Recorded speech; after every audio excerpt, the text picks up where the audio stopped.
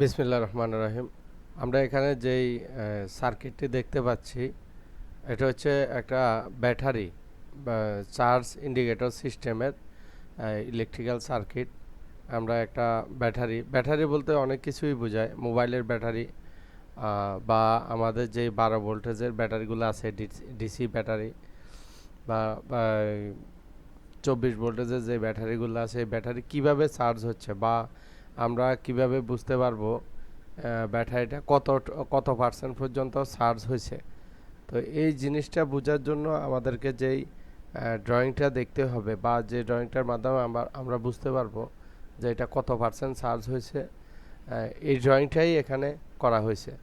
তো এখানে দেখতে পাচ্ছেন একটা ব্যাটারি দেওয়া আছে, 12 ভোল্টেজের ব্যাটারি, 5টা এলইডি দেওয়া আছে, আবার ডিরেকশান দেওয়া আছে যে কোন এলইডিটা জ্বললে কত পার্সেন্ট চার্জ হয়েছে আপনি বুঝতে পারবেন। তো এখানে 12 ভোল্টেজ ব্যাটারির সাথে আমরা ইউজ করছি কি চার্জের সিস্টেম জানার জন্য আমাদের বেশি কিছু প্রয়োজন পড়ে না, আমাদের শুধু প্রয়োজন পড়ছে 5টা এলইডি আর 5টা রেজিস্টর। এই যে 1K 1K 1K 5টা দেখতেছেন, এগুলা 5টাই একই মানের রেজিস্টর। তো আমরা রেজিস্টারগুলো কিভাবে কানেকশন করছি এলইডি এবং ব্যাটারির সাথে, প্রথমত হচ্ছে আমরা মনে করেন যে এখানে আমরা যদি চার্জের জন্য লাইন দেয়, তো লাইনটা টোটালি আলাদা হবে।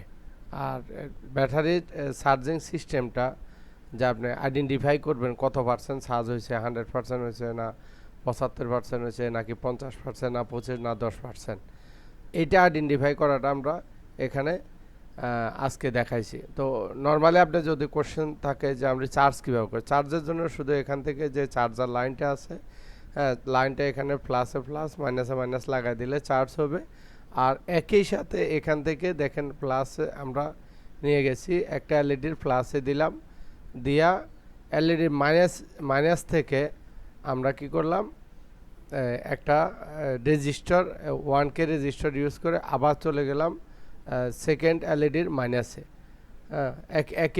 একইভাবে আমরা কানেকশানটা করে দিলাম, সবগুলা মাইনাসে মাইনাসে রেজিস্টার একটা একটা করে ইউজ করলাম।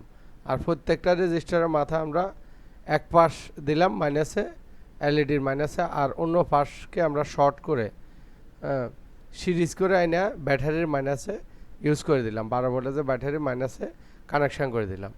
তো এলইডির একটা পাশ কানেকশান হয়ে গেছে মাইনাস, এটা টোটাল রেজিস্টারের সাথে কানেকশান হয়। ব্যাটারি মাইনাস হচ্ছে ফ্লাসটা আমরা এখানে ব্যাটারি প্লাস থেকে নিয়ে এলইডির প্লাসে, প্রথম এলইডির প্লাসে কানেকশান করলাম। এরপরে দ্বিতীয় এলইডির মাইনাস থেকে একটা কানেকশান প্লাসে দিয়ে দিলাম, দ্বিতীয় এলইডির মাইনাস থেকে তৃতীয় এলইডিতে, তৃতীয় এলইডি মাইনাস থেকে চতুর্থ এলইডিতে, চতুর্থ এলইডি মাইনাস থেকে পঞ্চম এলইডির প্লাসে কানেকশান করে দিলাম। এই ওয়ারিংয়ের মাধ্যমে আমরা বুঝতে পারবো যখন আপনার ব্যাটারিটা চার্জ হচ্ছে না বা চার্জে দেন নাই।